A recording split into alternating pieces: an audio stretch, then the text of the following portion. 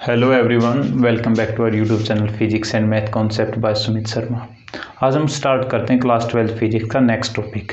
Unit 3 कर रहे थे हम magnetic effect of electric current या मैग्नेटिज्म, ठीक है। उसका फर्स्ट चैप्टर हमने स्टार्ट किया था, उसके अंदर हमने मैग्नेटिक फील्ड के बारे में जाना था। मैग्नेटिक फील्ड क्या होता है, उसकी यूनिट्स क्या होती हैं, एक फोर्स जो एक चार्ज पार्टिकल के ऊपर लगा था, जब हम उसको एक्सटर्नल मैग्नेटिक फील्ड में रखा था, वो हमने पढ़ लिया था, ठीक है। तो आज हम करेंगे अपना इंपॉर्टेंट टाइप है, और इसी टाइप के ऊपर ये जो लॉ है ना, इसी लॉ के ऊपर अपने जो नेक्स्ट टॉपिक्स है ना वो बेस्ड रहेंगे। इसको अच्छे से समझना है, इसके ऊपर न्यूमेरिकल्स भी आते हैं, तो इस कंसेप्ट को पहले क्लियर करते हैं, ठीक है। तो आज का अपना टॉपिक क्या है, बायोट-सैवर्ट्स लॉ, ठीक है। इसको बियोट भी बोल देते हैं या बायोट बोलते हैं, ठीक है। इस लॉ के अंदर देखो आप, जैसे हमने देखो इलेक्ट्रिसिटी है, पीछे जो चैप्टर पढ़ा था हमने स्टैटिक्स वाले यूनिट के अंदर क्या था, हमने कूलम्ब्स लॉ पढ़ा था ना, उसके बाद ओम्स लॉ भी पढ़ा, किरचॉफ्स लॉ भी पढ़े। तो अपनी जो मैग्नेटिज्म है, मैग्नेटिज्म के अंदर ये फर्स्ट लॉ है, ये फर्स्ट लॉ कौन सा है, बायोट-सैवर्ट्स लॉ, ठीक है, या बियोट-सैवर्ट्स लॉ। देखो इस लॉ के अकॉर्डिंग क्या है, ये जो लॉ है ना, this law deals with the magnetic field induction. देखो शॉर्ट में लिखा है कि MFI, magnetic field induction at a point due to a small current element. देखो एक छोटे से करंट एलिमेंट की वजह से जो मैग्नेटिक फील्ड होगा, वो मैग्नेटिक फील्ड हम किसके थ्रू निकालेंगे, बायोट-सैवर्ट्स लॉ से। उसके अकॉर्डिंग कैसे होगा वो हमें निकालना है। तो सबसे पहले पूछे कि भाई जो बायोट-सैवर्ट्स लॉ है किसके लिए एप्लीकेबल होता है, ये एप्लीकेबल होता है एक स्मॉल एलिमेंट के लिए, जब आपको मैग्नेटिक फील्ड निकालना हो, ठीक है। कोई एक करंट कैरिंग कंडक्टर है, छोटा सा एलिमेंट इसके अंदर लेके चलें, और किसी एक पॉइंट के ऊपर हमें मैग्नेटिक फील्ड निकालना है, तो with the help of Biot Savart's law हम उसको निकाल पाएंगे, ठीक है। तो इसको देखिएगा अपने पास, इसके अंदर जब देखते हैं इसकी जो कंसिडरेशन है वो जानते हैं। कंसिडरेशन में देखो आप, सबसे पहले हम क्या लेके चले, ए बी स्मॉल एलिमेंट है। अब अपने पास एक कंडक्टर था, मान के चलें, कंसिडर करते हैं अपने पास कंडक्टर था XY एक कंडक्टर है। उस कंडक्टर के अंदर हमने ए बी एक एलिमेंट लिया है। कैसा एलिमेंट लिया है, small element of conductor XY carrying current I। अपने पास एक कंडक्टर है XY, उस कंडक्टर के अंदर से जो अपने पास I है, I amount of current flow कर रहा है, उसके ऊपर हमने एक स्मॉल एलिमेंट लिया है AB। क्या लिया है, AB एक स्मॉल एलिमेंट लिया है। और जो AB है, AB की यदि हम लेंथ देखें तो AB किसके बराबर लिया हमने, स्मॉल एलिमेंट है, तो इसको लिख दिया हमने DL क्या है, लेंथ ऑफ स्मॉल एलिमेंट। उसके बाद देखो हमने लिया R क्या है, पोजिशन वेक्टर। तो वो पॉइंट, जैसे P पॉइंट, इस P पॉइंट के ऊपर हमें क्या निकालना है, मैग्नेटिक फील्ड निकालना है इस करंट कैरिंग कंडक्टर की वजह से, या इसके अंदर हम जो करंट एलिमेंट लेंगे उसकी वजह से, ठीक है। तो यहाँ पे देखो इस करंट एलिमेंट से जो P पॉइंट है वहां तक की जो दूरी है उसको हमने क्या लिखा, R वेक्टर। तो R वेक्टर क्या है, पोजीशन वेक्टर, किसके लिए, position vector of point P from current element ideal. अब देखो हमने देखा था ये क्या है, सिर्फ एलिमेंट, क्या लिया था, small element.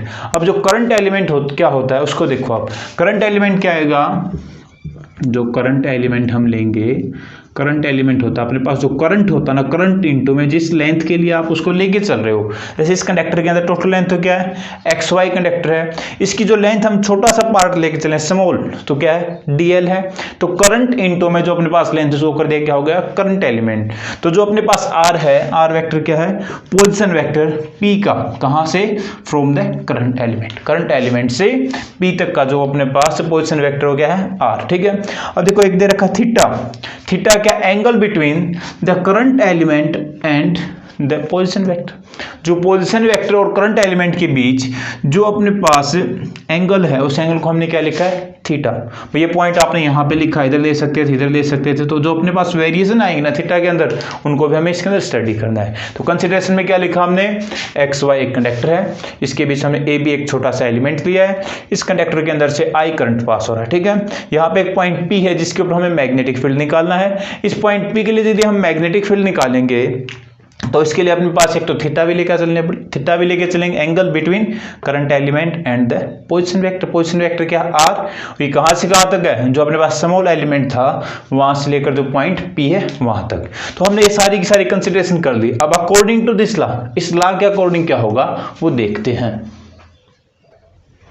According to that law, देखो इस लॉ के अकॉर्डिंग देखिए, जो अपने पास मैग्नेटिक फील्ड होगा हम वो मैग्नेटिक लेके चलेंगे स्मॉल अमाउंट के अंदर। हमने कंडक्टर कैसा लिया है, स्मॉल ए बी कैसा है, करंट एलिमेंट, ठीक है। तो इसके लिए देखते हैं अपने पास जो करंट एलिमेंट है, उस करंट एलिमेंट के लिए जब हम निकालेंगे मैग्नेटिक फील्ड, तो वो मैग्नेटिक फील्ड लेके चलते हैं डीबी, क्या होगा dB, small amount of magnetic field, जो मैग्नेटिक फील्ड होगा उसका स्मॉल अमाउंट, ठीक है।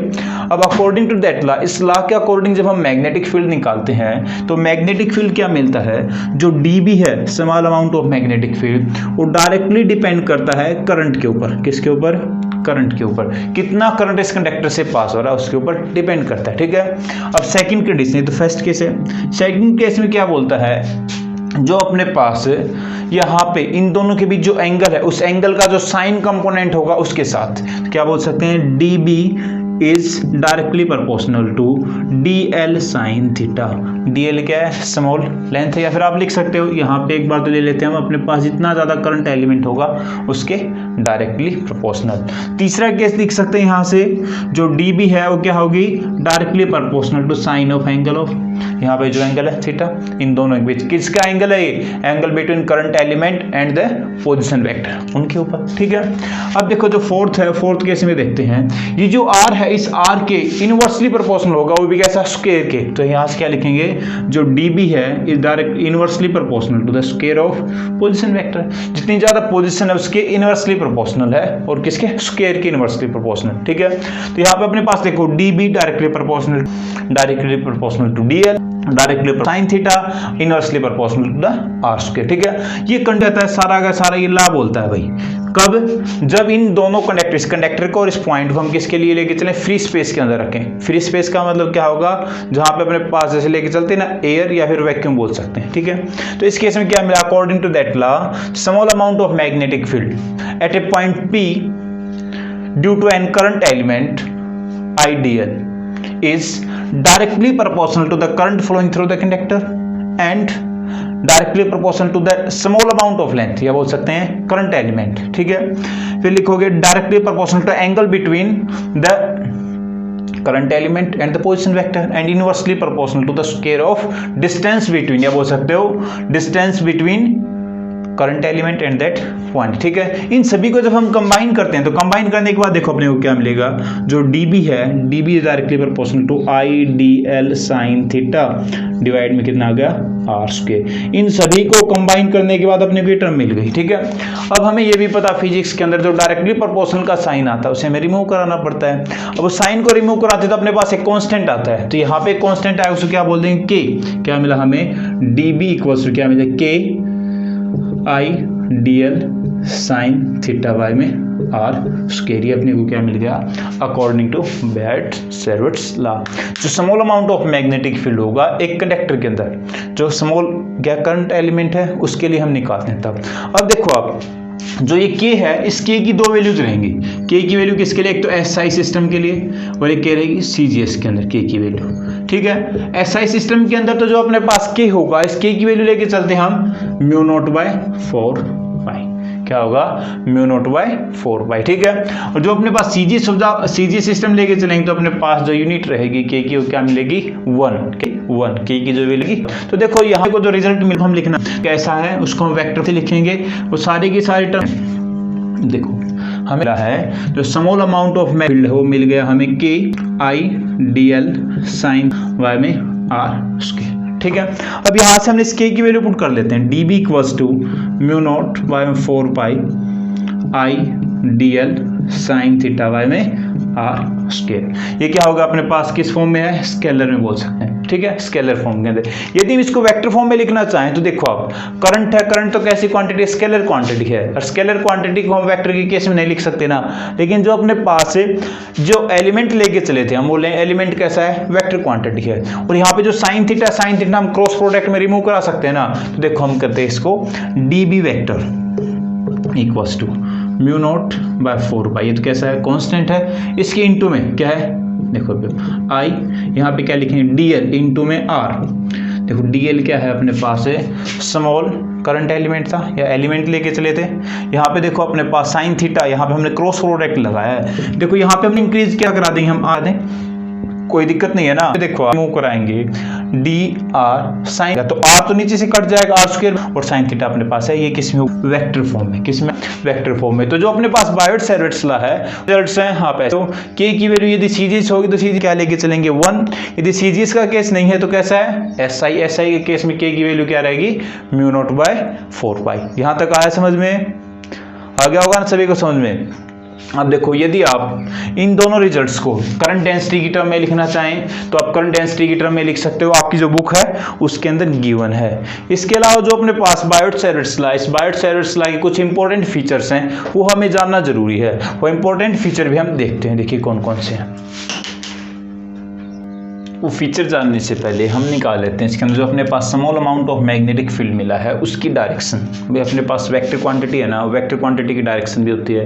तो जो अपने पास small amount of magnetic field मिलेगा due to a current carrying element या current element at any point P, तो उसकी डायरेक्शन हम निकालेंगे using right hand screw rule. Right hand screw rule या बोल सकते हैं राइट हैंड रूल। अब राइट हैंड रूल से हम क्या निकाल पाते हैं direction of magnetic field produced by current carrying conductor at any point P, ठीक है। तो देखो आप इसके ऊपर यदि हम अप्लाई करना चाहें तो अपने पास पॉइंट P है, इस P के लिए निकालेंगे ना तो अपने पास करंट की डायरेक्शन कौन रिप्रेजेंट करेगा अपना थंब, और जो कर्वेचर होगा फिंगर्स का वो क्या देता है डायरेक्शन। तो यहाँ से देखते हैं तो अपने पास देखो राइट साइड है ना P राइट साइड है, तो अपने को इस केस में डायरेक्शन कैसी मिलेगी इनवर्ड, कैसी होगी इनवर्ड, जब पॉइंट अपना कहाँ है राइट साइड। यदि इस पॉइंट को हम इधर लेके चलते इधर से हम इसको डिटरमाइन करते हैं तो उस केस में देखो अपने पास यहाँ पे करंट है, तो यहाँ पे देखो जो फील्ड लाइंस की जो डायरेक्शन होगी जो मैग्नेटिक फील्ड की कहाँ है आउटवर्ड। यदि पी पॉइंट अपना इधर होता तो जो डायरेक्शन मिलती कैसी मिलती आउटवर्ड मिलती, ठीक है। हम कैसे निकाल पाएंगे direction using right hand screw rule, screw rule या फिर बोल सकते हैं राइट हैंड रूल यूज करके हम जो मैग्नेटिक फील्ड होगा स्मॉल अमाउंट के अंदर प्रोड्यूस किया जाता है करंट कैरिंग कंडक्टर के थ्रू, उसकी डायरेक्शन निकाल पाएंगे, ठीक है। अब देखो हमने जो रिजल्ट निकाला था dB equals to mu naught by 4 pi IDL sine theta by में आर स्क्वायर। तो यहाँ से देखो आप जो थीटा इस थीटा के साथ वेरिएशन देखते हैं, हम अपने पास कुछ केस डिस्कस करते हैं, ठीक है।